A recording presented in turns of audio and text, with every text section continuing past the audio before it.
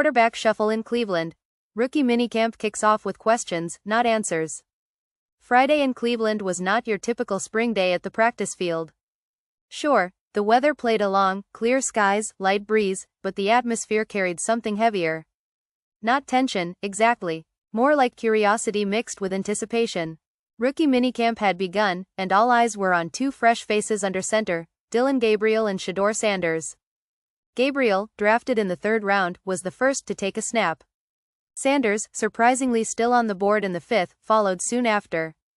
But before anyone could jump to conclusions, head coach Kevin Stefanski stepped up and, well, poured a little cold water on the hype. "Yeah, I would not look into anything," Stefanski said, firmly but calmly. "You will see the whole weekend play out. We are not paying too close attention to who is in that first snap." Now, if you are a die-hard Browns fan, those words might sound familiar, maybe even a little frustrating. A coach keeping his cards close to his chest is not exactly new in this league. But still, fans want a glimpse. They want a reason to believe one of these young quarterbacks might just be the next big thing. And can you blame them? The Browns have 5 quarterbacks on the roster. 5, and not one of them is a lock to start week 1.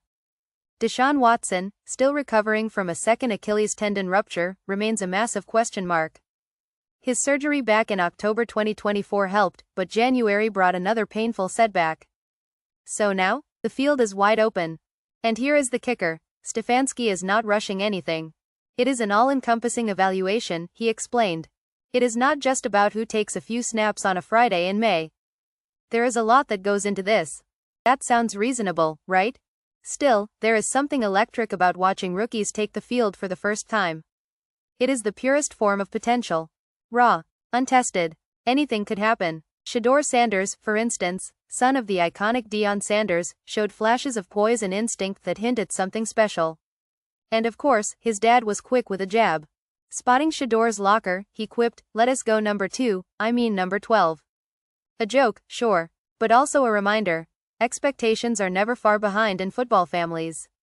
Back to Gabriel, the Oklahoma transfer looked sharp. Confident. He has the build of a steady NFL arm, and Friday's practice gave him the first opportunity to showcase it. But again, Stefanski insisted the order of reps meant nothing. At least, not yet.